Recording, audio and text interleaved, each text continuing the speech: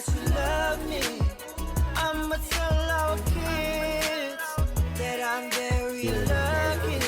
You were comfortable anyway, any kind. Let me take one. Hey.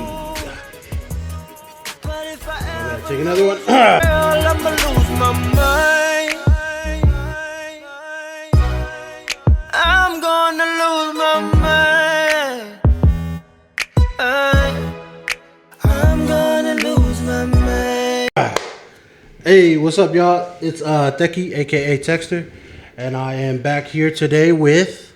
Man, I go by the name of Maeli, the other half of Paradise Ent. Man, Tech, man. I mean, up, first big and dog? foremost, man, appreciate the opportunity. Appreciate man. you, bro.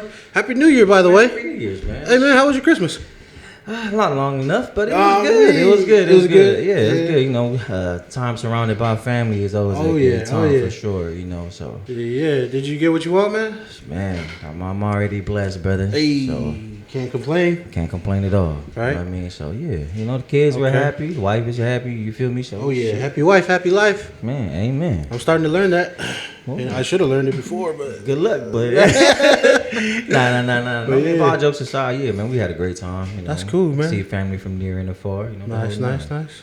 Oh, yeah. How was A yours? lot of man? family came out? Oh yeah, man, you know, the lane mans run strong out here in Hey, the north, man. So, thick. of course. Yeah, Deep so, out here for sure. Yeah, everybody was good. You know, moms and pops back in the islands are good. You know, my Nice. sisters and them are good. Yeah, and then my mom out here in the north, she good. So man, everybody's good. Oh, yeah, oh, You yeah. know, good time for sure. For what I can remember, it was an amazing time. You know, From what you can remember? Say what? save it for another conversation. Yep. Nah. Oh, man. How was your New Year's? It was good. New Year's was good. Yeah? Yeah, we brought it home at the house, you know. Okay.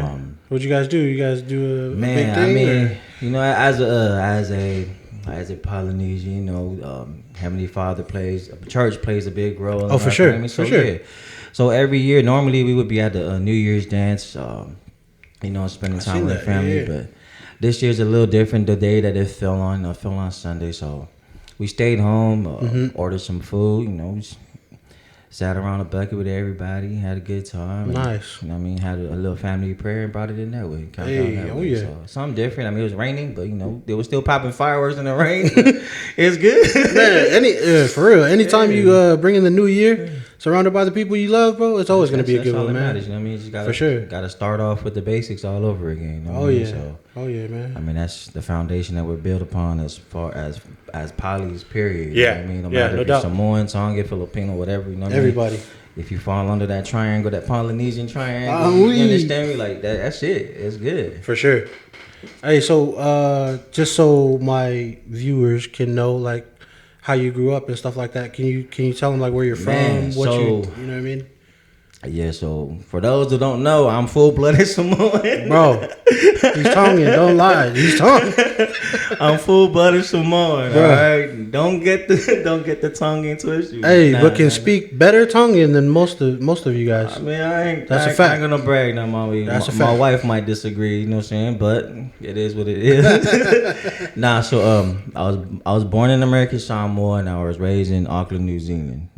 That's where I learned how to speak English at a very young age. Oh, I didn't even know you were in New Zealand. Yeah, so I mean, my dad's family, my dad's from Western Samoa, right? So, you know, in Western Samoa, everybody migrates to New Zealand for a better living. You know what I mean? Kind of like how everybody like in Tonga would migrate to America, or the American Samoans would migrate to the mainland per se. You know what I'm saying? Yeah. To have better opportunities. So it's New like Zealand was like so a New Zealand American is their better opportunity. You know what I mean? So Yeah. so something happened to my grandfather. Rest in peace to my granddad. peace. We moved to New Zealand, so we stayed out there for a little while to take care of home. My dad had to go and take care of his mom for a little while. So, yeah, so I was raised in New Zealand, and I went back to my roots, to American Samoa. You know what I mean? Nice. So, and then from there, man, made my way to the U.S. of A. How old were you when you left? Dang, so I came here on a basketball trip for the Navy. So I was in the all Navy team. Hey, You know what I mean? let's rewind. You said basketball? Basketball. So that's how I made my way here. So Oh shit. yeah, so they came to the islands, you know, recruited me to be in the Navy, Yeah. passed my ASVAB, whatever. Yeah, then they gave my mom and dad some chicken. I should say less. But yeah, but in high school, I mean, I was heavily recruited out of high school. I had a full ride to Fresno State for basketball. Damn. I had a partial for Florida Gators for basketball. Yeah. Then I also had another partial with Boston College. But, Yeah.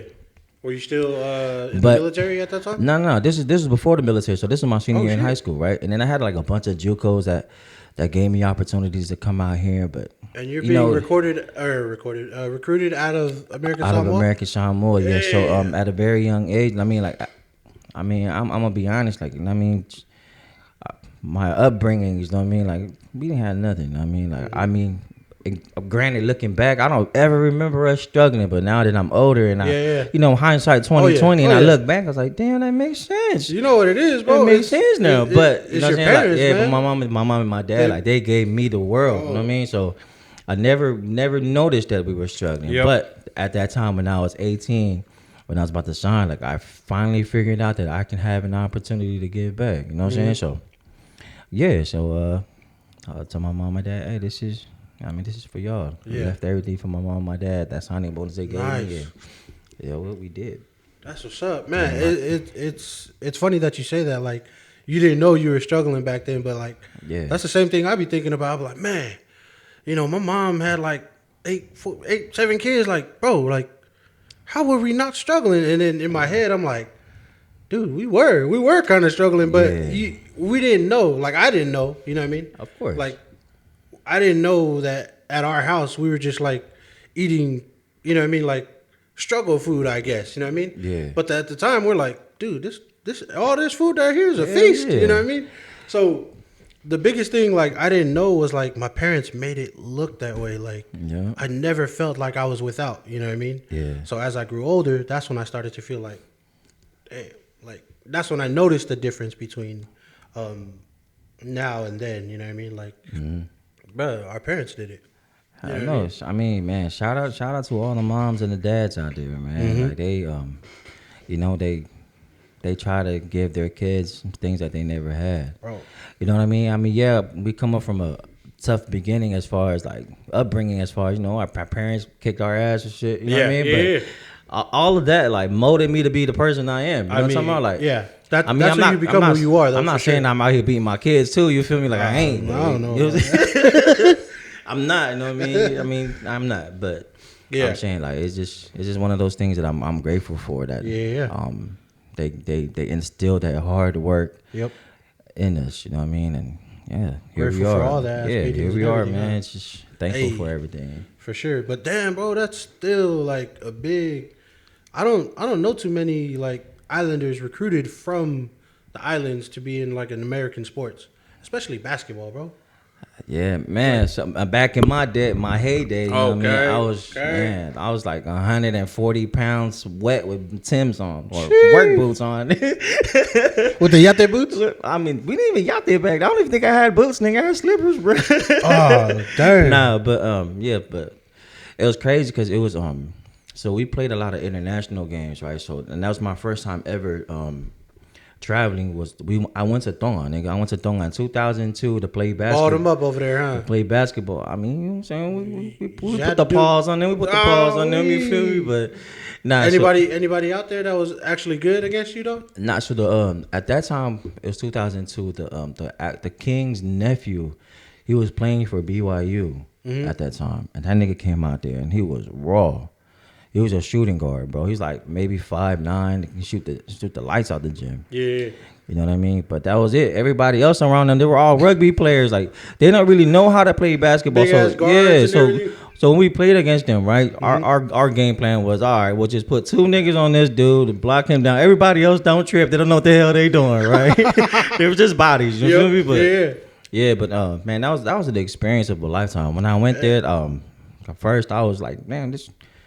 Okay, Samoa, same thing. I mean, because growing up in American Samoa, there's a bunch of Tongans there that moved from Tonga. You know what I'm saying? They have like their whole community there, right? And I was like, man, all these niggas speak Samoan. We over here trying to understand what the hell they saying to us in Tonga, right? So it was crazy. And then seeing the development of how more Americanized they were compared to where I was from. Yeah, I was tripping. I was like, bruh, these niggas are a little bit more advanced than where we're from. As far as like the roads were better, nigga. The fucking the buildings look prettier. And this is 2002? 2002, nigga. Bruh, I'm telling you, American Samoa, nigga, is a third world country, bruh. It barely improved, nigga. How? Like, all the governors that took all the money, you guys are welcome. I ain't gonna lie, a couple of them were my uncles, but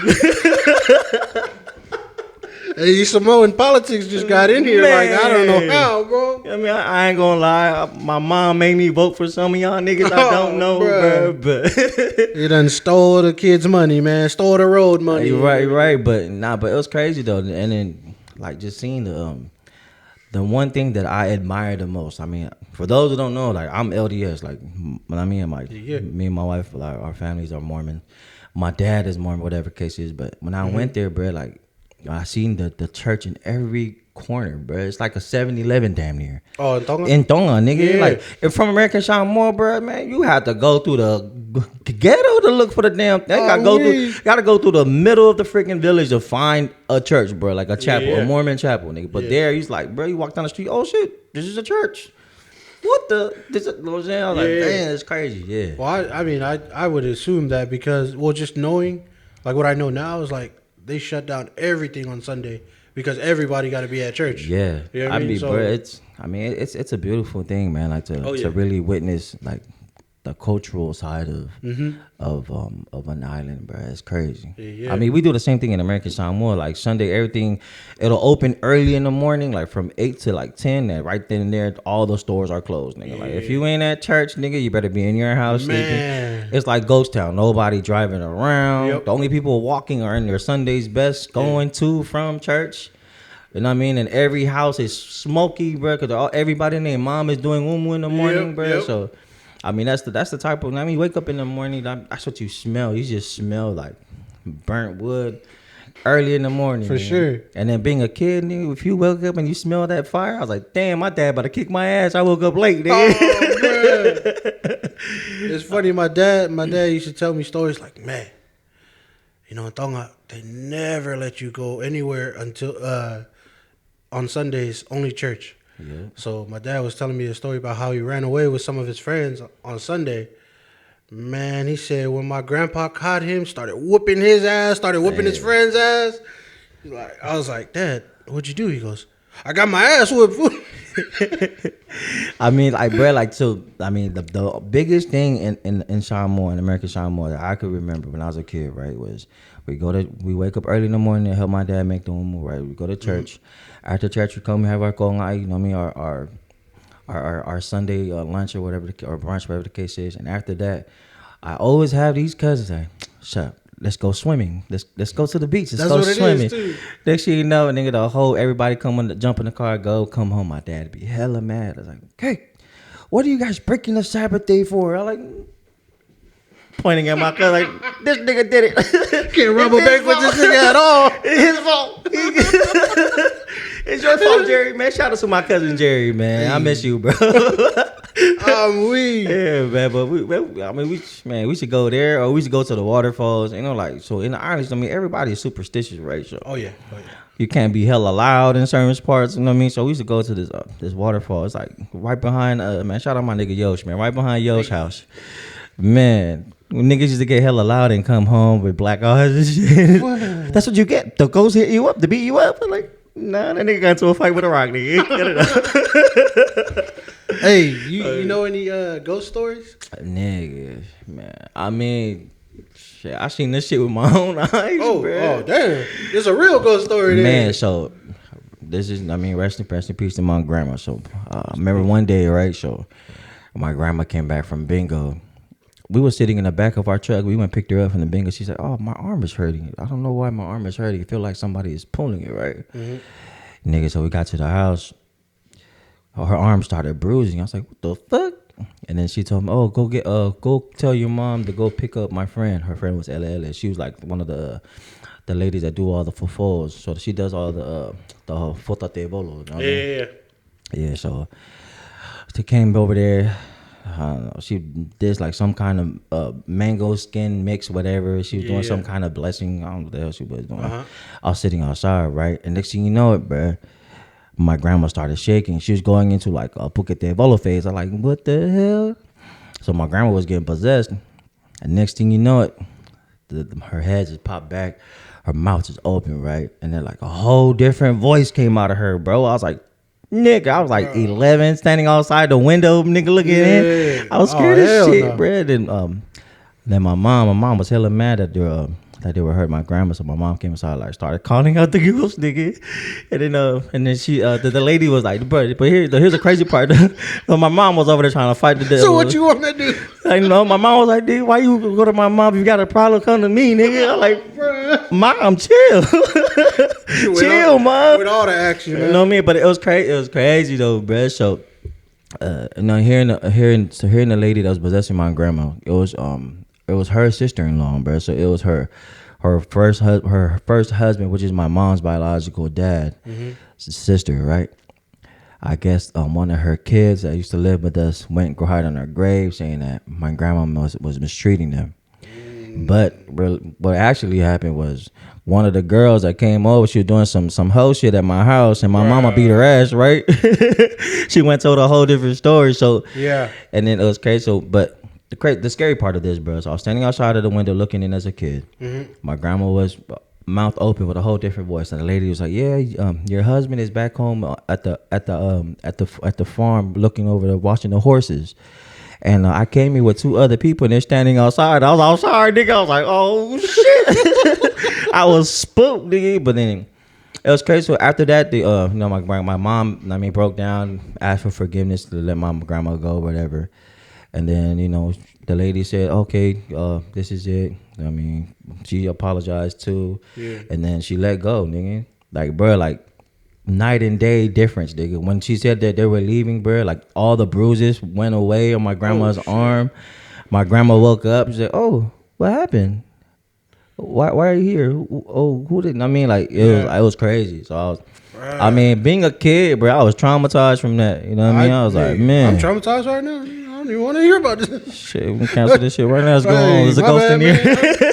There's a ghost in here, dude. I think we got to go bless these 4 walls real quick, man. Babe, grab my holy water. Nah, man. I got you, bro. I had a ghost story, but that one's actually scary, bro.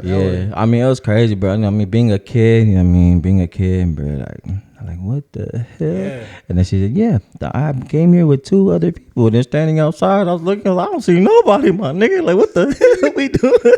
This nigga like, where? I'm like, hold up. Where? Am I in danger? Hey, you better than me, bro. I would have dipped. I was like, hey, okay, grandma. Like, nigga, I'm standing out there crying and shit for free. Like, no, not my grandma. Oh shit! Hell no, bro. Dang. Hey, I kind of got the chills, man. I kind of shit. I mean, I got cold in here, bro. I got that effect on people. You feel? Give you the chills. You know what I'm saying? Dang. No. Hey, all right. I got another ghost story. It's not as scary as that one. Oh, then let's move along. If it ain't scary, my boy. You're right. Not bad. Nah, fuck with you, bro. Nah, it's cool. It's your podcast. We'll talk about what you want to talk about. It's Teksters Lab, not Maeli's Lab, nigga. Come on, bro. Someone knows, Damn. My bad. To all 4 of our viewers, my bad. Hey. Thank you, all 4. We appreciate y'all, bro. We appreciate y'all. And the live audience we have in the studio, we appreciate y'all too, my boy. Shout out to the live audience. For real. Hey, you hear that? That's the live audience. Yes, sir. Right there, nah. Appreciate it. Nah, what was your ghost story though, bro? Hey, nah, I don't even want to say it no more, man. Come on. Damn, bro. You get discouraged hella fast, nigga. Hey, so how nigga come over here roast me on my own damn show and shit, bro? This nigga out of pocket, bro. Who the fuck is this asshole? Out of pocket. I sorry. I am Paradise. In the words of my sister Nada, I am Paradise. Hey. What? All right. So after you got recruited, You came out here off of basketball, or? Yeah, so I mean, I served in the Navy, so I mean, realistically, I served for 4 years, right? But majority of my time I was playing basketball. You know what I mean? So yes, I was traveling, hooping, played ball everywhere, did the tours. You know what I mean? Seen some battle time. See some things that I'm not proud of, and see some things that, you know what I mean. Also, you were actually like deployed and everything. Yeah, so I did 2 tours. I did 2 of the what you call it, Mediterranean Sea tours. So yeah, we went out there, did some. We at that time when the United States was fighting over the 2 oil fields, the 2 big old oil pumps that was in the middle of Afghan, right? So we was the ones right outside the outer skirts that was surveillancing it. So yeah, I mean, we seen some real life pirates trying to come and blow that shit up. You know what I mean? So this was after USS Cole, when one of the random boats came up and blew up a hole in the side. So the United States at that time, they was on their P's and Q's. Like anything that came close to us, nigga, we was airing out, bruh. So yeah, it was crazy. So it was crazy. So he's like a stone cold killer though. Like I mean, nah, man. I'm a man of God, bro. Come on, bro. I don't know, man. It sounds like you said airing it out, man. I know what airing it out means, man. Shit. Yeah, we had that chopper push out some air, nigga. The fuck? You get your man. That's what happened when you from South Shack, nigga. You say air out, nigga, talking about shooting already. I mean, it was implied. Facts. Okay, so man, so where does music come in then? If you came out here off of military stuff, so like, I mean, how does that? So when I was in the military, right, like I have one of my partners. His name was Deranged G and Shane. He was like, "Hey, bro, I'm about to go to the studio with one of my partners." I like, "Shit, studio, shit, hell yeah, let's go." Now, you know, I used to sing back in the day, you know, trying to act like I could sing and shit, right? So we went to the studio, niggas, and it was like some random dude house, nigga, was in the closet, right? I was like, "What the fuck? This dude? I didn't see this on TV, nigga. It don't look like no studio in the TV whatsoever." It was a nigga it was nigga's bedroom, bro. Like, all right, cool. I guess. Yeah. Went in there, did a song, bro. I ain't gonna hold you. The songs we did back then, Fire. sucks. What kind of Songs we did back then, my boys, suck. What kind of songs were they, man? Like, I mean, like, so. Let me rewind back. hey, wait, do we still have some of these songs? We do. We still got some evidence that I was paid a lot of money not to be exposed. Damn. You had to sign the NDA and shit? I paid myself an NDA to not disclose this shit. Nah. So I mean, realistically, I mean, all jokes aside, the songs are cool. I mean, hindsight, looking at it, I was like, what the fuck was I thinking? Like the type of music I was trying to make back then. Yeah. But then, like I was saying, so like let's rewind this back, right? For my love of music, where it started. Yep. So back home in the islands, my dad is known for fixing cars, right? So, but every time my dad would fix the car, he would always play these ABBA, Bee Gees tapes. You know what I'm saying? Yeah. This back in cassettes, man. They get like, know what I mean, UB40, Bob Marley, like. Damn, cassettes though. You know what I'm talking about? So, so I mean, every time they did work, nigga. I mean, damn, I'm telling my age. But anyways, they did work, you know what I'm saying? So my dad would play these tapes. Yeah. And then being a kid, you know what I mean? Like, I was like, oh, shoot. I hear my dad, like, singing some of these songs. I'm like, nigga, I cannot sing this nigga, man. Nigga had to sing off with his dad. over here trying to challenge my dad. Oh yeah, you can hit that note. Me too. Oh, you know what I'm saying? Like, yeah, you fit nah. But I mean, but then that brought me into like, okay, this what music is, right? And then my auntie came around. She brought salt and pepper in the mix. I'm like, oh shit, a little bit of hip hop. I was like, oh, okay, for sure. You know what I mean? And the next thing you know, bro, I was exposed to Boys to Men, man. I was exposed to Boys to Men. I was like, oh shit. Yeah, I know them guys. Shout out to my tacos, Boys to Men. I don't even know their real names.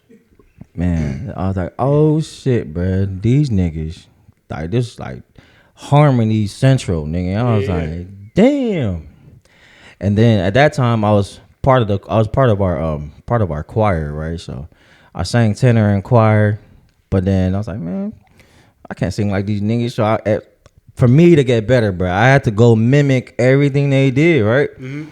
So moving forward, high school nigga, we ended up having a freaking a 4-piece group. Like we had a Like Boys Men, like an acapella actual- group, yeah, nigga.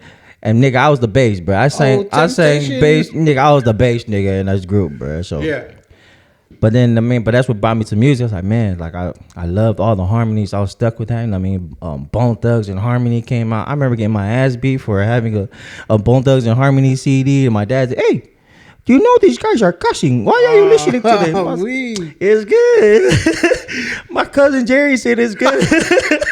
Hey, your cousin Jerry. My cousin Jerry said it's good, bro. My cousin Jerry said it's good, nigga.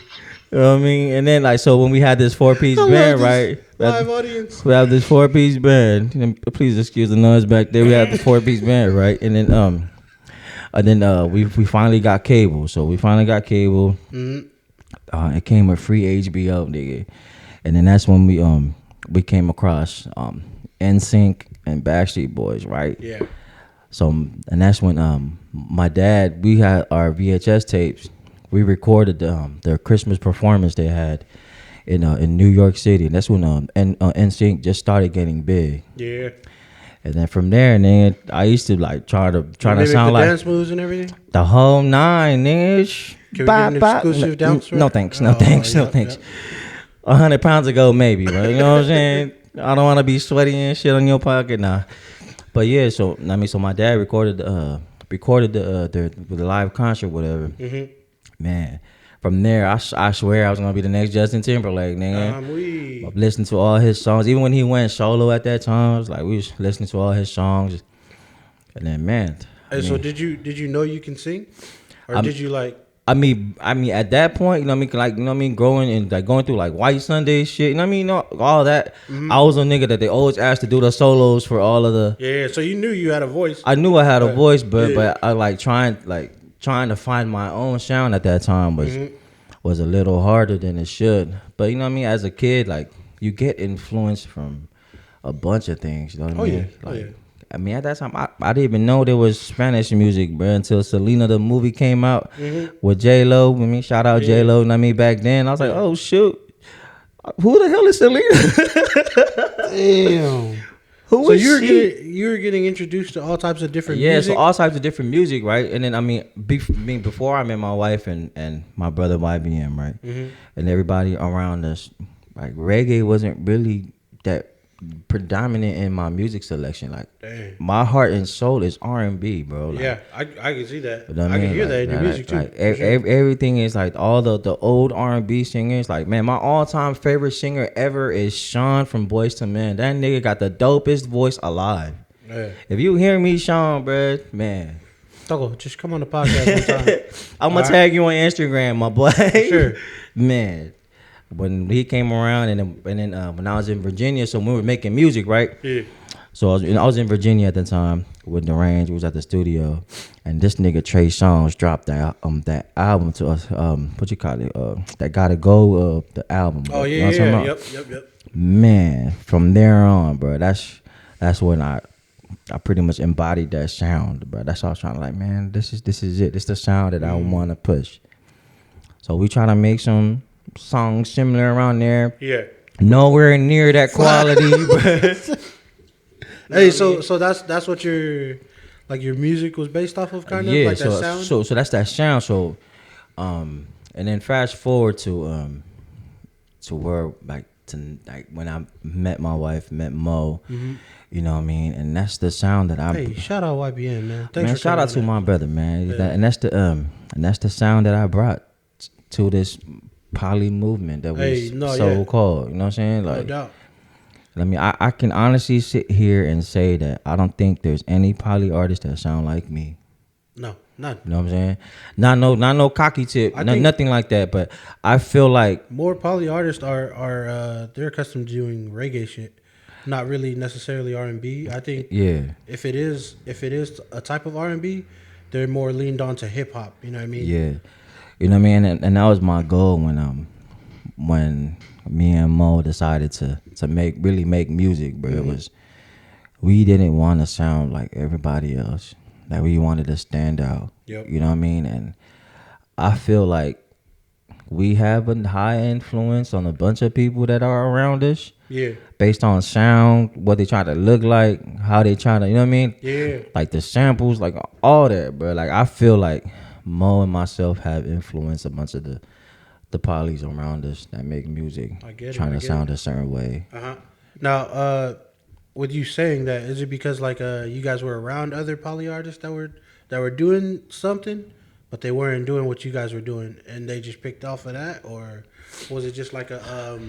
It's just it's just like one of those things, bro. Like you know how when you find your niche, right? You find your specialty in a certain area, right?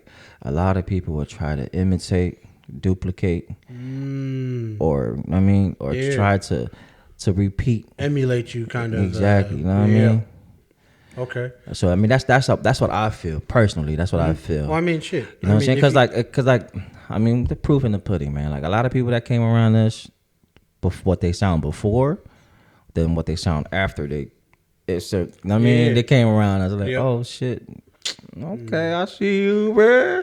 Hey. You know what I mean? At least pay homage, my boy. No. But you know what I mean? But at the end of the day, you know what I mean? That was. Does that make you feel some type of way though? That like that? Not no. Hey man, this motherfucker switched up his shit because of me. Not no type of way, bro. It make me proud of the accomplishments that we accomplished. You know what I'm saying? Like it made me proud of knowing that.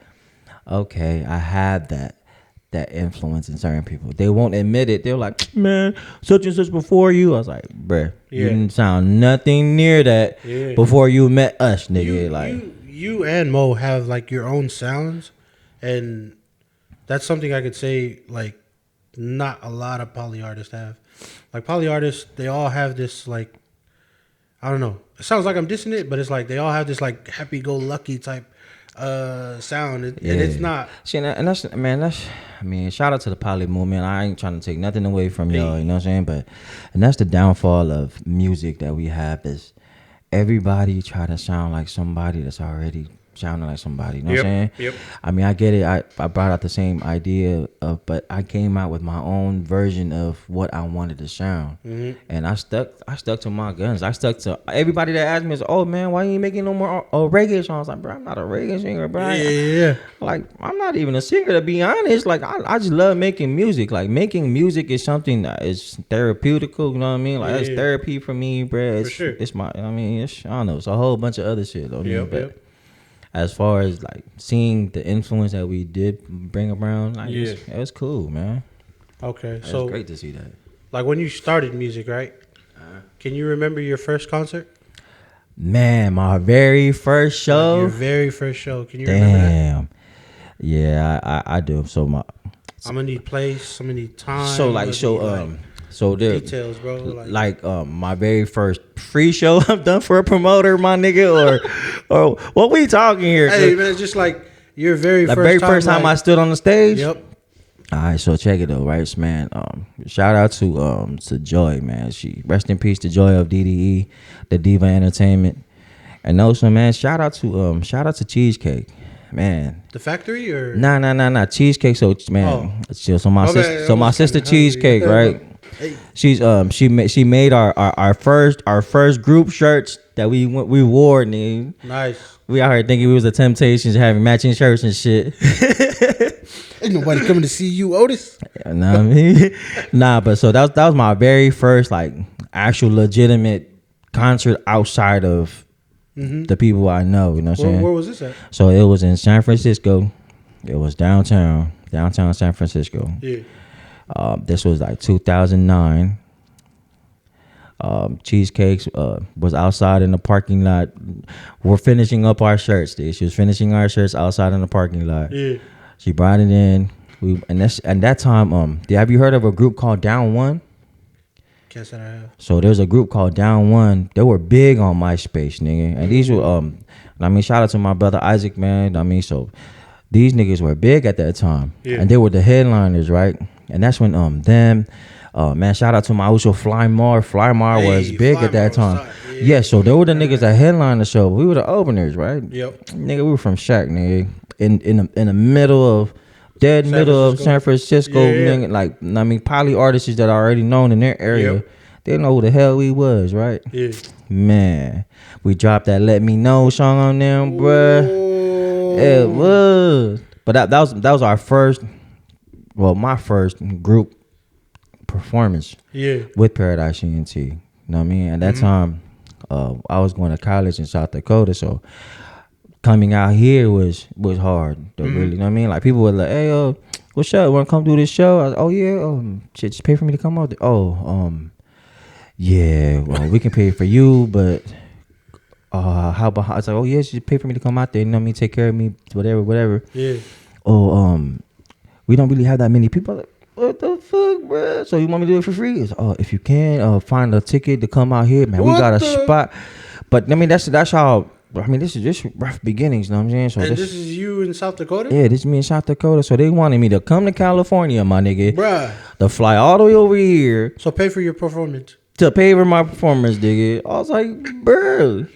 But that's the come up though. Like, yeah, I mean, so you know what I I'm can saying? understand it, but. And I mean, and then, you know, a bunch of shit fell through, but it's a learning experience. It really brought us to where we're at. You know what I mean? So I was like, how was it addressing the crowd though when you got out there? Nigga, I was nervous as shit, bro. I was nervous. Didn't really know. My biggest worry at that time was, I was like, man, I don't think we were big enough for people to react to us. You know what I'm saying? I can see that, like, you know what I mean, like feeling that way. I understand that feeling. Like, you know what I mean? You felt like the elephant in the room. I was like, oh shit, who the hell are these niggas? You know what I'm saying? Like, damn, oh, bro, don't do us like that. You know what I'm saying? So, yeah, and then we went over there. So we had that shit hype, man. Yeah, we had that shit. We had that shit going stupid. It's not like I noticed like a lot of concerts I've been to. Some of the openers, they're like, it's like a hit and miss, bro. Like it is, and you know what I mean? And I mean, quite being honest with you, man. Quite frankly, bro, I love opening shows. You know what I mean? Like, cause I feel like I set the tone. You know what I'm saying? Yeah, I mean that's and I'm like at the right idea, and that, for sure. and in my mentality, this is me. Like my mentality. If I start the show right, I'm gonna rock this shit. I'm gonna set the tone. I'm gonna tell these niggas like, hey, what's up? This is me. Yeah. You know what I mean? You know who the fuck this is? This is me. Yep. And after that, I can go in the back and chill, watch the rest of the show, dude. Yeah. I can actually enjoy it. But like, I'll be in the crowd, bro. Crowd surfing. Like, I'll be over there chilling, saying hi to people. You know what I mean? Yeah. Enjoying that show. Yeah. Yeah. You know what I mean? That makes more sense from an artist perspective. Like, just I can do my thing. You know what I mean? But then it's an ego thing. It's an ego thing too. Like, a lot of people's like, man, I ain't opening that shit, bro. They got a house. Like, nah, bash. I'll open. I ain't tripping. But I'll crack it off. Yeah. But don't be mad if this is gonna, you know what I mean? Gonna overstep on your shit. Then have you been to a concert where you overstepped somebody? Hell of times, bro. I ain't even gonna lie to you. Hell of times. Just name. I mean, I ain't gonna name drop, bro. Just name a few, bro. But hell of times, like, bro, we been to shows where after myself and Mo's set, people would leave, my nigga. Swear to God. Like the headliner would come out, nigga. Disrespect. 3/4 of the people that's in the show, bro, is already outside parking lot pimping, my nigga. Like, you know what I'm saying? Like, man, as God is my witness, my nigga. Like, nigga. Bruh. Yeah. All right. On the other side of that, have you been to a concert like that? Where? Like, have you had a concert where you were headlining and people just walked out? Shit, honestly, not really. Yeah. Nah. Bro, that gotta be like. Nah. That gotta be fucked up, bro. To be better than the headline, though? Nigga, so check it, right? So I was in Arizona one time, right? Yeah. Just name the artist, though. That's cool. Nah, I ain't gonna name my artist. So my wife was mad at me. I had to leave right after Christmas to go do the show, right? Yeah. At this time, I was at the peak of coming out, you know what I'm saying? So the openers, they were cool. But then the promoter decided, like, oh, shit, I'll just put a live band behind you. Oh. Everybody left, my nigga. Everybody left. What the hell? Everybody left, bro. Why? I was supposed to be the main attraction, my brother, and then I got off the stage. I was talking to my wife, uncle, and them. Yeah. And then we was chopping it up, and then took a few pictures with a bunch of people, whatever. Yeah. Then I went to the green room, and then I came to the front. There was like maybe 4 people that was inside the building. Like everybody was like walking towards to the back. They were leaving or going outside, and it was a toy run too, bro. So Yeah. it was Bruh. And I told her to man, shit, let me just close this shit. Fuck it. He's Yeah. like, well, if I knew that you wanted to do it, man, get out of here, bro. You just wanted to plug your folks. For sure. For sure. It is what it is, man. Shout out to Arizona, man. Yeah. All right. So that to your latest concert, how would you say you felt at your last concert? Because you did a wedding, no doubt, like last year, I think. Yeah. That was your last performance, or that was like a. That was my last performance. How would you say that man, I mean, because I heard some good reviews, bro. As far as the setting, right? The setting determines your playlist as an artist. You know what I mean? Like, no doubt. Being a diverse artist, like, you know what I mean, you had to come out with so many different sounds to kind of cater to a different crowd every time. Yep. So, I mean, the wedding setting, I mean, it was something different. You know what I mean? Dude, I was nervous because it's not like I'm on an actual stage, like, you know what I mean? It was just like singing to people that paid money to come see you perform. You know what I'm saying? But you're singing to people that came there to see the wedding, the actual, you know what I mean? Yeah. So, but I mean, it was good. I mean, I was comfortable. After the first 3 words, I remembered my song. I was like, oh shoot, I remember the words. Hey, you ever? You know what I mean? Not including Faikawa, but you ever forgot the lyrics of a song on the stage or something? On the stage, yeah, I have. I ain't gonna hold you. I have. What did you do? I laughed and looked in the corner. My wife's laughing at me, so yeah, I laughed. For sure, I laughed. You just laugh it off, bro? Yeah, I laughed, played it off, and next thing you know, I'm back in it, man. Hey. You know what I'm saying? Like I never left. You feel me? Professional though, for sure. Yeah, I mean, I ain't gonna lie. Yeah, I the first time I met you was at your old house. It was at my house. He was like, damn, nigga, I forgot the words to my own song. I was like, this nigga, he wrote that song? Yeah, that's, you know what I mean? So it's crazy, man. Like, it's being, I watched a podcast recently. Mm-hmm. Some dude was spitting bars to Lil Wayne. Yeah. And Lil Wayne was like, wait, what? I said that? Yep. I said that? You know what I'm saying? I mean, I'm not saying I'm Lil Wayne. I wrote for him. Nah, you said it. A million songs. You wrote for him. I know what I mean? But in comparison, nah. I mean, I can understand it because, like, even the songs that you shown me, like, they're like 10, 12 years old already. Yeah. And you know what I mean? I was like, damn, bro, you guys are sitting on this? Release that motherfucker. You know what I mean? So I can understand you forgetting your lyrics, but like some of the well-known songs that you have, do you ever forget those? Yeah, I do. I honestly do. What is it? Just like lack of repetition? Nah, not lack of repetition, man. It's just so for me, right, every time I make a song that I think is going to be the next biggest song I'll come out with, right, I play that song out. I play it out so much that I ignore the song. You know what I'm saying? Yeah. Like, I ignore it, bro. I was like, all right, cool. So now when I hear other people play it, I was like, all right, yeah, that's just me. Like, I'm not like, oh shit, like, yo, they playing my song. You feel me? Like, I was like, man. Have you ever had that though? What? That feeling? Like, nigga, these niggas got this shit on the Bluetooth, or these niggas got my CD. Yeah.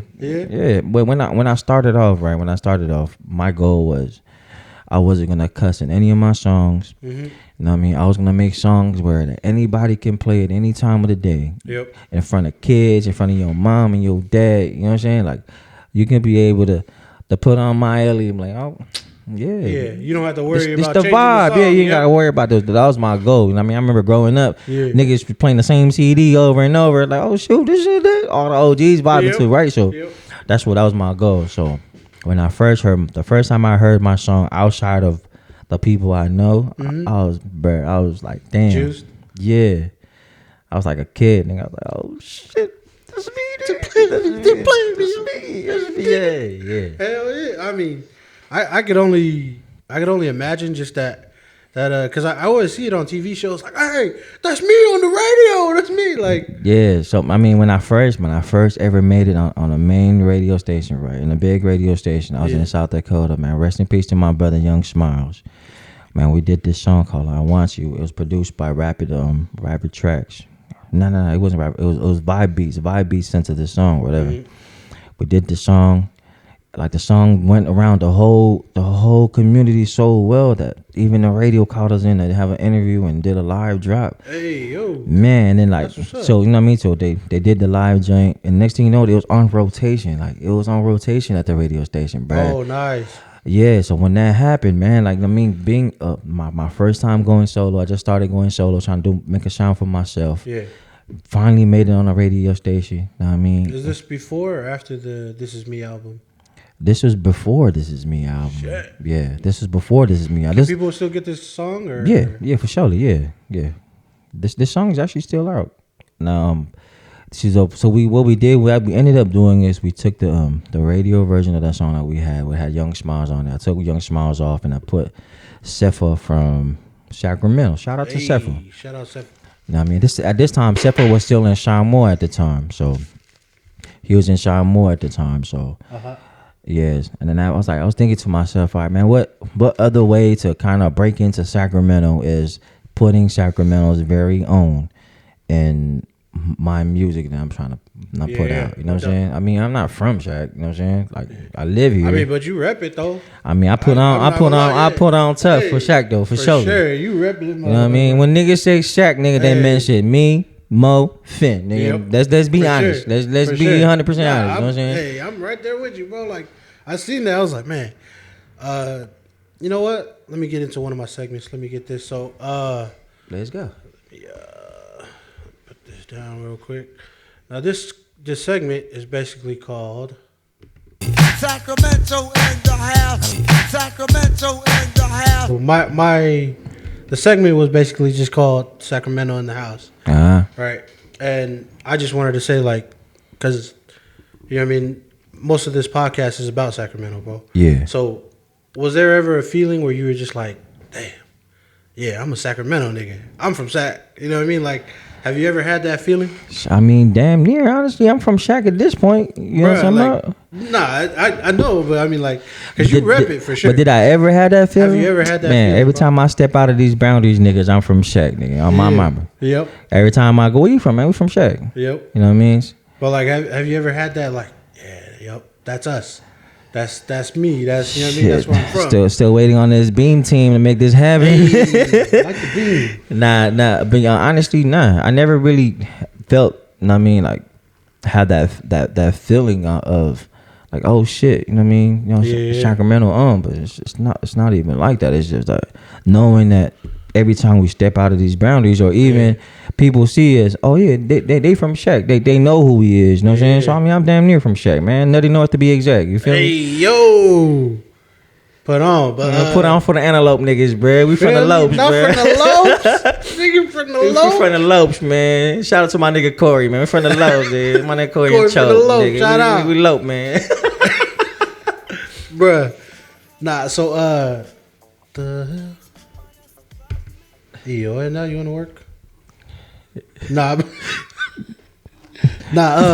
one of my biggest things is like from Sac is like anytime I go out of Sacramento, bro, like, and I get into the rugby community, hella people's like, hey man, you're from Sacramento? They got a tight ass rugby community, bro. Like our rugby community, like Sacramento is known for rugby, around the U.S. and shit. And I'm like, bro, it's some real shit. Like it's crazy, bro. How much talent that Sacramento has. You know what I mean? Not only in our Polynesian community, but as a Sacramento as a whole. Like we have our own politics, street politics. Right. We have our own sound, bro. For like, sure. You know what I mean? Yeah. Like when people get tired of the Bay, nigga, they come to Sac, nigga. When they get to Sac, nigga, they all of a sudden they Sacramento King fans. I don't know where, my boy. Like we welcome it though. For surely we need it. We need the fans. We doing good right now, so we don't want y'all, man. We still up right now. We up right now. All right. So you said that was before, like when you were on the radio and stuff, right? Yeah. So like, how long did it take for you to try to put out your own album? Man, This Is Me. When I did my EP, This Is Me. This Is Me actually started off as an album called Two Sides of a Story. Man, I'm I'm a rap fan. Yeah. I think I'm the only R&B singer that listens to more rap music than anything. Nigga, my mama, yeah. So I had this concept, right? So I was like, man, I'm a Gemini. I'm gonna do this album called Two Sides of a Story. One half of it's gonna be reggae R&B songs, singing. The other half of it is gonna be me spitting some bars, right? Yeah, my rap career didn't last that long. I was about to be like, yeah, spit some bars right now. My rap career didn't last that long. So, but in doing that, right? So I was going through all these beats, man. Like every time we try to put out a project, we go through a bunch of these producers that we deal with. Yeah. You know what I mean? Shout out to my brother, Mr. Lieutenant. You know what I mean? So Hey, Mr. Lieutenant used to get him on here one day. And Mr. Lieutenant used to what you call it? He used to feed me and Mo beats, like, man, like 60 beats, 30, 60 beats a week, nigga. Like, he'll give us damn near his entire catalog to pick through, to go through and see what we wanted, right? Yep.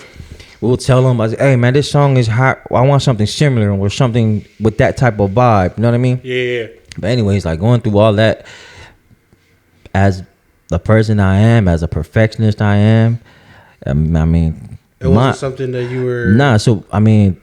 It just took longer than I projected.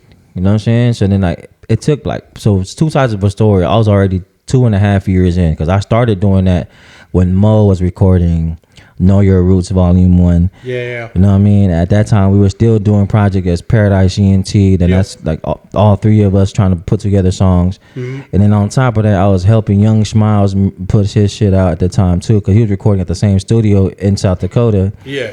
And I was doing stuff on my own too on the side, trying to, you know what I mean? Trying to get yourself out there. Yeah. And I was so determined that I was able to break out of that poly mode. Like, I don't want people to hear any of our music that with us three, like the people that was in my circle. Yeah.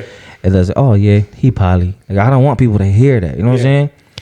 But then, you know what I mean? But then again, on hindsight, me and Mo talked about it. It's like, man, the only way that we can break into this music world, this poly world, is we gotta have that reggae sound, nigga. So he was like, you know what? Let's take that sound. Let's make it modernize that sound. It's like, man, fuck it. Let's add a rap nigga on one of these beats. Yeah. You know what I mean? Yep. So we tried it all, bro. We got crucified, nigga. Niggas was like, man, y'all messing up the reggae sound. This shouldn't be a rapper. Sure. And then nowadays, everybody's like, oh, everybody wants to be who on here rapping on reggae? Yeah, Man, bro. fuck out of here, dude. Bruh. Okay, so you guys, whatever happened to like just a rap part? Like, you guys in? Nah, so I mean, I still have, man. Because you still rap on some of your songs. Yeah, I do. I be fucking around. As far as like the rap side of that Two Sides of a Story, the only reason why it never leaked, because I was too critical of myself on the rapping portion of it. I knew I had a voice. I knew I can sing. Mm-hmm. I knew I can finesse the singing part of it. You know what I mean? Yeah. But rapping, it was at a point where my brother Ado just started popping off. So he set the tone of what rap should sound like, right? Yeah. And then, I mean, anybody that's trying to follow after that nigga, you know what I mean? You out of your mind, bro. So, sure. You know what I mean? So then when Doe came off, I linked up with Doe and did a couple songs at that time. Yeah. And then we were like, oh, nope. let me tuck my poems away, bro. Let me put these to the side, bro. Let me put some poems away to the side, brother. Okay. So what about now? Like, what are you looking forward to now as far as music? Like 2023, bro. Like, what, you got anything? So I have so many songs that are tucked away. For sure. I have songs that I just gave the people just to give the people just to have. Oh yeah. I'm honestly, I told my wife this. I was like, man, I'm just gonna fuck around with the fuck around, just let this shit off. Yeah. Like, every time I play something in the car, she's like, wait, you released this, right? I was like, nah. She was like, what the fuck are you waiting for? I was like, man, you can't rush perfection. Woman, chill. That's how every time I go to fuck off with you guys, I'm like, hey, you released this? Nah, not yet. Nigga. And they were like, man, when'd you record this? Oh, 2018, 2017. Yeah, you guys. What? You had it that long? I was like, yeah. Like, for example, right? For instance, selfish love, selfish love that my brother just dropped, right? Yeah. Shout out my brother YBM. Selfish love, shit. That song was recorded in 2016. Damn. Yeah, that was like 2016. That's how long we had that song. 2016, 17, around there, bro. That's. Bruh. And my nigga, hold up, right? It just came out last year. Duh, bro. This nigga YBM just dropped it out of nowhere, nigga. I was at volleyball, nigga, and I was like, what the hell? This nigga put up a video. I was like, what the fuck? I was like, damn, you released it, bro? I was like, yeah. Shit, why not? Fuck it. No promotions, no kind of nothing behind it. My brother was like, man, hey, you just put on there. He said, hey, the world needed to hear it, so here we are, man. If you haven't heard Selfish Love, you missing out, man. You know what I mean? Go check it out on all platforms. All platforms, man. Hey, so what stops you guys from releasing music though, for real? Like, cause there's a bunch of music that you got, bro. Man, for me, I just feel like it's like it has to feel right. You know what I mean? Like, so as an artist, right? So I sit back and I listen to what everybody and their mama listen to. Mm-hmm. You know what I'm saying? Then I think of the songs that I do have. I was like, how would that song do with this era or this current time? Because music is a revolving door. For sure. You know what I'm saying? Like, everybody will, you know what I mean? It's like, but you got to catch the waves when the waves rise, you know what I mean? Yeah. Like, catch the waves when it's high, you know what I'm saying? Yep. And you can't hop in on the wave when it's low tide. You know what I'm talking about? Like, you got to catch it when it's high for you to ride that jump. Yep. Or if you're really trying to be a trendsetter, you're trying to start that wave. Yeah, but normally, I can see that. But a lot of people forget who started the wave, but they remember who finished the wave. Yep. So you just trying to catch those waves. You know what I'm saying? Okay. I mean, honestly, for me, that's the one of the main reasons why I haven't really released. And then got to a point where, like, I mean, I'm always love making music, but music became the farthest thing from my mind. You know what I'm saying? Like, it was like, I love it. I'll wake up, think of shit, I'll write it down, and that's it. That's crazy. And I'll go bang out a song. Then I'll be like, yo, come check this out. You know what I'm saying? They're like, oh shit, man, release that shit. Like,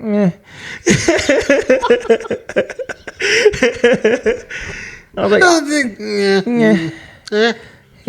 just save it in the hard drive. You know what I mean? Like, there are times when I'll be hella on and I'll be like, oh shit, damn, I did this, I said that, damn, that's what's up. That's what's up. But then there's like times when I'm like, oh shit. But you know what I mean? But then I try to, I don't know, music will withstand time, bro. Like, for sure. You know what I'm saying? Like, it's always gonna be around, man. Yeah, you know what I mean? It's a universal language for sure. You know what I'm saying? But yeah, it's me, honestly. There's nothing stopping. Yeah, it's just me, bro. Like, I'll just sit there and I overthink shit. I was like, man, nah. You know what I'm saying? Like, oh shit. Like, man, I'll be all hyped up, nigga, get everything done, and even get the damn cover done. And I was like, all right, shit, bet I'm about to put this shit up. Start promoting this. Man. Yeah. So that's why I'm sitting on hella songs, but. I think I am gonna release this year. Yeah. I mean, shit, it might be tomorrow. You never know. When this comes up, it might be up. I might start mixing tonight. Like, man, abort. Hey, nah. I think I can speak for like a whole poly community, a whole East Coast, bro. Like the whole West Coast too, bro. We need you to release something, man. Release anything. Release all of it, man. I'm just releasing these positive vibes, man. Hey. Positive vibes for you. F you, not for you. It's good. Nah, for real, man. Like, we need something, bro. Like, because I think now for music, bro, it's all about what's new. You know what I mean? Like, it is. Nobody, and that's the thing that's the thing too, man. Like, for somebody that loves making music, right? Yeah. Our biggest idea of music is for people to love music as much as we making love music. Now make love music. You know what I'm saying? Love making music, yeah. But say it 10 times fast. Yeah, but you know what I'm saying? When you see the the kids that we had nowadays, how short their attention spans Bro. are. You know what I mean? Like, if you release a single right now, right, that shit will boom hit TikTok. Next thing you know, it, bro, it'll be dead in 3 weeks. Yeah, tops. that shit's hard, bro. You know what I'm saying? Like, and then, honestly, man, shout out to all the Gaba clubs, man, all the Fight Gaba niggas, bro. I think the Fight Gaba niggas are the real niggas that are keeping some of this music shit alive. Because when you go to mixes, bro, you be like, oh shit, I haven't heard this song in forever. Man, hey, send it. You know what I'm saying? For sure. You know what I mean? And then, I mean, it's just crazy how much power music really has. Like, I don't know about you, bro. If you hear a song, right, a song that you haven't heard in a long time, yeah.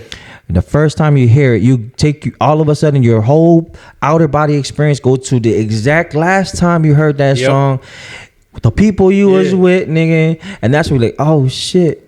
Man, I remember such and such was over here. We was over here. I was there. You know what I'm saying? Like, for me, it's like a. That's what music does to me, nigga. It takes me back to a different time. Yeah, you know what I mean. Like if I listen to an old Finn song, I'll be like, damn, I was in middle school when this shit came out. Such and such was doing this. We were all in the car when we. You know what I mean? Exactly. Like, so, like a different type of time. You know what I mean? And I feel. I mean, that's my fear of music. Me releasing so much music is. Yeah. One, oversaturating the freaking, you know what I mean? Watering everything down too much. Two is being forgotten instantly. You know what I mean? Mm-hmm. Like something that takes you hours and hours and hours of craft to perfect. Man, months even, years even, to make it this beautiful thing, bro, for people to think, meh. You know what I'm saying? Yeah, I think that's why I do it to myself. I was like, nigga, I'd rather let myself down than have somebody else let me down. Nigga, there's gonna be some pilots. You feel me? Understandable. But on the same token, it's like we kind of signed up for this. Like we signed up to be vulnerable enough to where people can judge us from a distance and not be able to affect who we are. Damn. You know what I'm saying? Yeah. But I think like for me, man, it's like. I'd rather have the music, you know what I mean, than not have it, if that makes sense. What you mean? Like how you like, to me, like your music, right? It's, although other people may think that, oh damn, this shit's dead. That's like 3 weeks ago. That's last month. Yeah. I'd rather have that, like, bruh, like, nigga, have you heard this? Like, cause like right now. Look, bro, I did some research on your music and stuff like that, bro. I went back to your old album and started slapping your old album, bro. For real, like I'd rather have that than, you know what I mean, not be able to like, oh, I ain't never heard. Stop this. Inspiring me to release music, bro. Hey, I'm telling you, bro. That's my goal right now. Inspiration right now. At the end of this podcast, we're gonna get a new song, yo. Put your hand down back there, please. We're gonna get a new song at the end of the podcast, but I mean. That's like for me, cause like you, I love music, bro. So like, if I can hear a song like, and especially if it's somebody that I can connect, like you, like Mo, like Finn, like if I can connect you guys, and if I know what you guys are talking about, what you guys are like putting into that music, bro, that's when it resonates even way more. You know what I mean? So like, a little bit of the stuff that you guys have unreleased, but then I hear it, I'm like, fuck. I need this song. You know what I mean? Like, yeah, man, it's crazy, man. I mean, honestly, you're not the first person that said this to me. You know what I mean? Yeah. Another one, man. Shout out to Goon, man. Goon from the north, man. My brother always be in my ear, on my neck. It's like, bro, you stop fucking around. That's a lot of talent that you're wasting. I was like, am I really wasting it, or it's not? Am I savoring it, bro? Like, all right. It's not that you're wasting it. It's just that you're not. Like talent's meant to be shared. You know what I mean?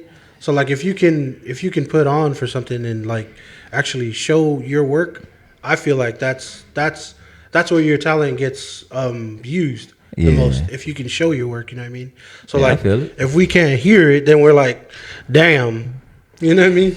Damn, we gotta go to the archives and find these songs, bro. Nah, but yeah, man. So I've been contemplating a lot for the last month and a half, to be honest. Be completely honest, of me releasing music. Mm-hmm. Okay, so what about performances, bro? Like, you got Anything coming up, man? I know COVID's been messed up for the whole man. So last year was a big year for me because I turned down a lot of performances last year. For real? Yeah, I think no cap. I probably turned down maybe 20 plus performances last year. Bruh. Yeah. Can I ask why? One, the finance side of it was okay. You know what I'm saying? It wasn't like, oh my gosh. Two, I just felt like I'm cheating my fans. You know what I'm saying? Like people that really supported me, right? Like I feel like I haven't really released anything concrete enough for me to stand on to bring to them something new. You know what I'm saying? Like I get it. We have songs that is still in rotation from back when we dropped shit, whatever. Yeah. But I feel like I'm doing injustice to them for their hard work, hard earned money that they bust their ass off to buy tickets to come see me sing the same songs. Yeah. I don't think it's fair for them. You know what I mean? I get it. Yeah, and then on top of that, you know what I mean? Like I'm a provider, bro. Like I provide for everybody in my household, right? Yeah. So when I see people spending hard-earned money that they could be using to provide for their kids, to come see a nigga that's singing the same songs over and over, it don't make sense. I think that there's two sides to that, bro. Cause like, yeah, I mean, I get it. You know what I mean? They're doing it to support whatever. I get it. They love the songs enough for them to come out, right? Yeah. I mean, first off, I appreciate the opportunity of even given to be able to be considered to be part of whatever these shows were at that time. But me as the man I am, I was like, man, I just don't think it's fair for them. Like I feel like if I would have released like a single or something back then, I was like, nigga, say less. It'll give me an opportunity to go to show this song. But if I go there and sing the same song, like man, I'll be bored. I'll be mad as hell too. Okay, so that's me though. So would that change if you started releasing music? I'm probably still going to turn down these shows. I just want to make music, bro. Like, so when the funnest part of me making music, right, was when there was no expectations, there was no politics involved. You know what I mean? As sad as it sounds, there's a political game in this music world that niggas don't really want to speak on. It's like let's speak on it then, it's like a forbidden, you know what I mean? It's like mentioning the Illuminati at you know what I mean? Yeah. At these big Hollywood events. You know what I'm saying? So, is it really that bad though? Like as far as bruh, like that saying, it's not what you know, it's who you know. Yeah. Goes on long ways, bruh. Not only in the professional side of things, in this music industry, nigga. Yeah. The whole nine, bro. Like, if you ain't co-signed by somebody that's big enough, nigga, they don't fuck with you, bro. If you ain't part of their little circle that sits there and, you know what I mean, kiss the ground that they walk on, nigga, you ain't gonna be on these big shows, bro. So, what I'm trying to say is like, there's nobody in the music game that just puts the music first, as opposed to who you know, what you can do. You know what I mean? Nah. There's nobody like that can. I think the only one that I've heard recently that's trying to do that, you know what I mean, is Spawn. That's the last person I heard that trying to do something different is Spawn. You know? So shout out to Spawn Breezy. Shout out. I mean, shout out to my brother Jay Strings. You know what I mean? Yo. So, you know what I mean? I know my brother Jay Strings be working his ass off to release some music for y'all. So. Yep. But that's the last person that I really, really sat there and heard say something like that. You know what I'm saying? I was like, man, it's not about the political side of it. It's because man, that shit takes the fun out of everything, bro. That shit honestly killed my drive at one point. You know what I mean? Yeah. Because Mo came on here and he was saying the same thing. He was like, most of it's just like, hey, can you do this? Hey, can you do that? You know what I mean? It's like no kind of it's like a what can you do for me lately? You know what I mean? Yeah. So how does that like you know what I mean? We live in a world of takers, you know what I mean? Yeah. We're running out of givers, bruh. True. That's exactly what it is, you know what I mean? So as soon as you become a giver, they're like, "Oh, so what else can you give?" Oh shit, I'll take that. Yeah, you can do that too? Yeah. Hell yeah, for the same price. Yeah. Say less, bro. You the plug. Yeah. All of a sudden you 50% off, nigga. Right. Cash app only. You know what I'm saying? Yeah. At that point. Nah, cause like one of my biggest things like before I started this, like, is like, I knew hella people. Like, I know you, I know Mo, you know what I mean? I know. But do you know me? Nah. I'm weak. JK. You know what I mean? But, like, I never wanted to be that, like, hey, can you come do this for me? And then, you know what I mean? Like, what I wanted to do was just chop it up, like, have genuine conversation. Yeah, for sure. You know what I mean? So, to hear that music isn't like that, just kind of kills a lot of the music for me. You know what I mean? Cause it does, man. Cause I mean, like, man, like, so you know what I mean. For example, like, there's some of these unreleased songs that I was featured on. I'm weak. And nigga, next thing you know, I came a little too hard on these verses. All of a sudden, I didn't make the cut. Hey man, you kind of killed me on my own song, dog. You know, I mean, it's stuff like that, bro. It's just crazy how they people will ask you to do collabs with them, right? Mm-hmm. And then you go off on these collabs, bro. Next thing you know, isn't that what you want from a music artist, though? That's all. I mean, but if it was me, right? Yeah. So, I mean, for example, one of my biggest songs ever made is "Lose My Mind." Oh yeah. With featuring Ado and Finn Groover, yes, right? Sir. So when I first did my initial verse, before Finn came to the house, because Finn came to my old spot and recorded his verse, right? Yeah. He was in the garage with me. We was vibing, whatever. And then Finn came, did his Dougie, bro. So when Finn went home, I was like, bro, I'm about to redo my verse. I ain't gonna sound like a sucker on my own. Nah, no doubt, for sure. But it didn't make me want to take him off. Like, it made me want to try harder. I right? mean, that's pretty much the sportsmanship, I guess. Yeah, like it's the competitiveness in me, right? Exactly. And then when I banged out the song, originally the song was just gonna be me and Finn. Yeah. But then as a rap lover, like I think of instantly early 2000s with the R&B songs and these rap niggas on there, bro. Like the Mariah Carey with those are timeless Old songs, Dirty though. Bastard. Yep. I was like, well, you know, I was like, bro, that's the type of vibe that I wanted. Yeah. I was like, man, how dope would it be just to have a rapper, nigga? But bro, and then I think that's probably why I rap most of some of my shit, because I was like, man, this song needs a rapper, nigga. This song needs a rapper, bro. Yep. So when I said that, I was like, man, I had Doe's number. I called Doe. I was like, hey, bro, I got something for you, bro. Please, you know what I mean? Yeah. If it's possible. At that time, Doe was with 454. Mm-hmm. And Doe was like, man, bro, say less. You know, me and you was good, so send it. Yeah. I sent it, right? So I only gave this nigga 8 bars. So I was only expecting a little bit, right? Yep. This nigga sent back a full-on 16. This nigga extended the beat, bro, and made this shit longer, right? Yeah.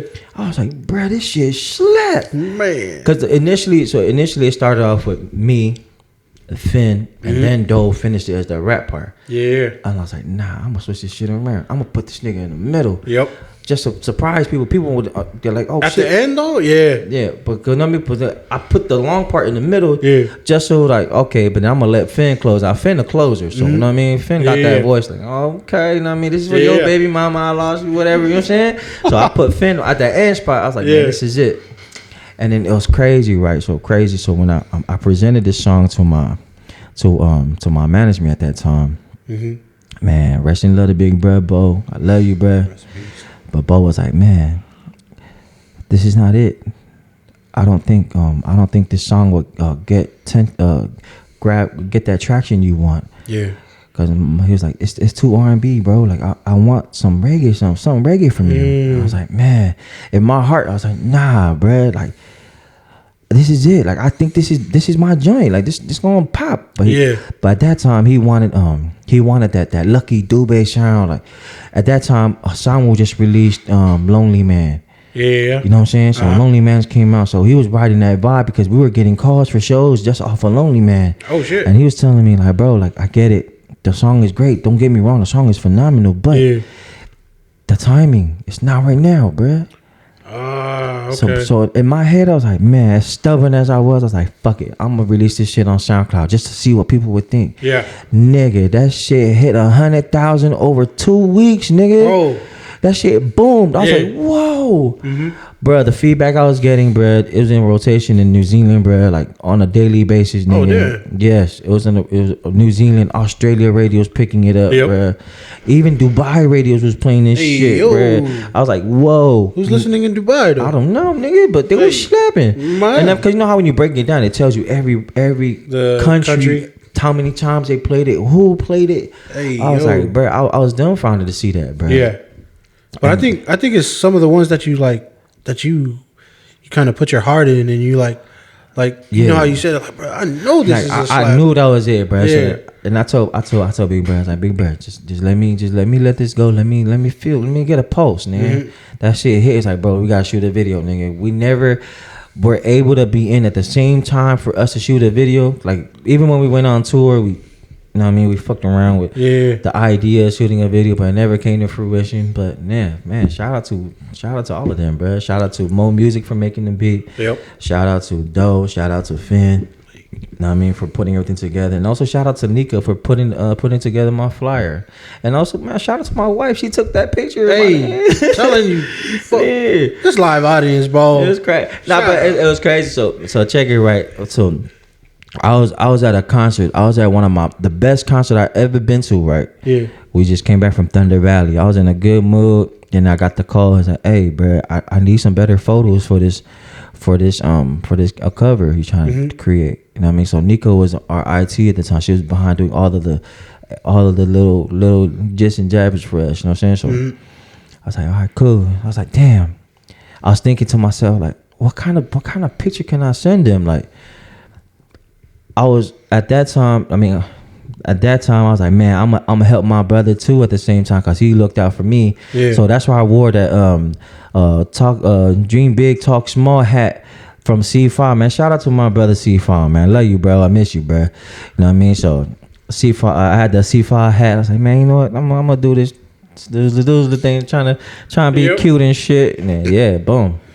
I mean, initially the photos we took was supposed to be for our Facebook page profile. At that time, we were sharing a Facebook page, but yeah, it became the Lose My Mind album cover and heard around the world. For sure. Hey, so are you gonna release some more shit, man? I'm gonna keep. Man, I am. I'm gonna be honest with you. I am. I have. Hey, who can we look forward to? Like, what do you mean? As far as like features and stuff like that. Ooh, like, cause you got some fire features, bro. Man, I mean, you know, us Sacramento niggas gotta stick with Sac niggas. So shout out to my brother Rob Blow, man. Hey, I got this little shum shum. You know what I mean? In the words of Cardi B, little shum shum. Yeah, man. I linked up with the brother Rob Blow on his hit, and man, yeah. Hey, that one's a crazy one. Yeah, I ain't gonna hold you. I think Rob Lowe came off of that song. Low key made me want to go re-record my verse. Hey yo, challenge you again, huh? But nah, I got that nigga. That was good. I cheated. I had hella harmonies on mine, so it's good. I got the harmonies on there. Has there ever been a song that like somebody killed it and you released it? So I was featured on the song, right, man. Shout out to my sister Louisa, man. She is one of the most powerful vocals I ever came across in my life, nigga. Yeah. That song that she did that was featuring me. I mean, we had some airtime in Hawaii. We got some big following in Hawaii because of that song, right? That was the first time vocally I felt unmatched. You know what I mean? I was like, she was Whitney Houston, Mariah Carey vibe, and I'm over here trying to be Sean Paul from fucking Sean Paul wind me down type nigga. You feel me? Like, but Brad, man, sis got some vocals. I mean, she is a Sacramento legend for sure. For sure, bro. Vocally, man, she got bars. Nah, she's up there, bro. She got bars, bro. Yeah. That's the only song that I was uncomfortable singing, bro, because I had to hit this one note that took us like an hour to take, right, bro? It was like an hour to take, dude. I mean, she probably thought I was gonna be coming there and sound like Sammy J or some shit, you know what I mean? But I came in there and sounded like Donnie J, bro, like nigga. Hey, what's crazy is like shout out Louisa, cause they be having little jam sessions at Ludi's house, and shout out Ludi, but bro, like. Just the way she sounds on her songs, just the way it's way more powerful in person. That's for sure. That's my biggest pet peeve, right? As an artist, is that my goal is like when every time somebody would come to my shows, like I would love to hear it when they say, "Bruh, you sound just like the CD, nigga." Yep. You know what I mean? Like, Yeah. I've been to shows where niggas was sound hella good on the CD, and I get there, it's like, what the fuck? Who is this shit? I can't get jiggy with this shit. Hey, you know what I think is even more dope than that? People who sound way better than their CDs, bro. You know what I mean? And You know, this is not just because you're here, bro. Like, hearing you sing If I Come Up, bro. I'd rather do that than, you know what I mean? Damn, you trying to get a tip after this shit? Hey. Damn, shit. You know what I mean? You got to give credit where credit's due, but like, I for real. appreciate it, bro. I Like, appreciate it, man. my biggest love for Faikawa comes from live music, bro. For sure. And like when you're jamming, like way better than the, you know what I mean? Hell yeah. I mean, as an avid kava drinker myself, man, like I can sit here and honestly say kava is nasty as shit. Oh, bro, I don't know why people drink it, but I mean I know why. But you know what I mean? Like the camaraderie that you get, that friendship you build. You know what I'm saying? Like my favorite jams, like my favorite kava sessions are the small ones where there's only like 5 or 6 of us. Yep. And then we actually have somebody that can actually play the guitar, nigga. The good, yep. Yeah. Remember that one time, bro. Remember we came to the south, right? Oh, it was me, Goon, and Chuck. We pulled up to you and Huckle, right? Yep. And we started jamming. Bro. Nigga, it was lit. Man. Nigga, I had a good ass time until that- they came and bullied you, buddy. Hey, shout out Kalaputau Tehina, man. Man, Kalapu stand was hand and we You feel me? That's the Paradise president right there. Hey. Nah, but shout out, bro. Man, a lot of stuff gets said at Faikawa. Oh, for sure. Whole lot of stuff. And you gotta have a thick skin, man. Man. Man, Faikawa nowadays, bro, it's like the you know how back in the day they used to have these boards where you go in there and read what people are talking about. You know what I'm saying? I forgot what it was called, bro. It was like it was one of those it's damn, what's it called? It was a forum. It was those forums back in the day where you go there, such and such and such. Like, what the fuck? You click on it, everybody and their mom comment. Like, oh yeah, we do that here, we do that there. Like, man, times have changed. Now you just go on TikTok and you learn everything. Man, shit. Want to be a barber? YouTube. Hey, bro, YouTube has changed a lot, bro. Man, YouTube. You can find anything on there. YouTube allowed the world to see how everything should be done correctly. You know what I mean? Yeah, I get it. Like, you know, shit, when we started YouTube, I mean, honestly, bro, I learned how to mix and master myself, how to mess with my own vocals because of YouTube. That's where I learned how to, like, everything that you hear from me, I touched it myself. Yeah. Like, pause. Like, that sounds a little forced, but you know what I mean? Like, I mixed and mastered my entire vocals on my own. Yeah. You know what I'm saying? Like, and all of it I learned from YouTube. And I'll sit there on YouTube like, oh, this is a compressor. This is this. This is like, okay. Yeah, yep. I'm the same way with this, bro. All this setup. Let me try this out right quick. Like, oh shit, I'm legit. Man. It's legit. But I mean, I like it because the thing about YouTube is like it gives you that. It gives you that like, oh, I could do it. You know what I mean? Like, like motherfuckers who aren't even mechanics are like, oh yeah, I can fix it. Man, yeah. I can fix it. You know what I mean? Nigga, I know how many breaks I had to change on my own. I had to go watch YouTube. Man, I was like, oh shoot, wait, I gotta rewind this part. Oh, that's why I didn't do. I forgot to take off the plate. Cool. Yeah. Damn, the tiger's still on there. How the brakes aren't? She was like, why is it smoking? I don't know. I did it right. I did everything in the video. Why is the wheel red? It's hot, maybe.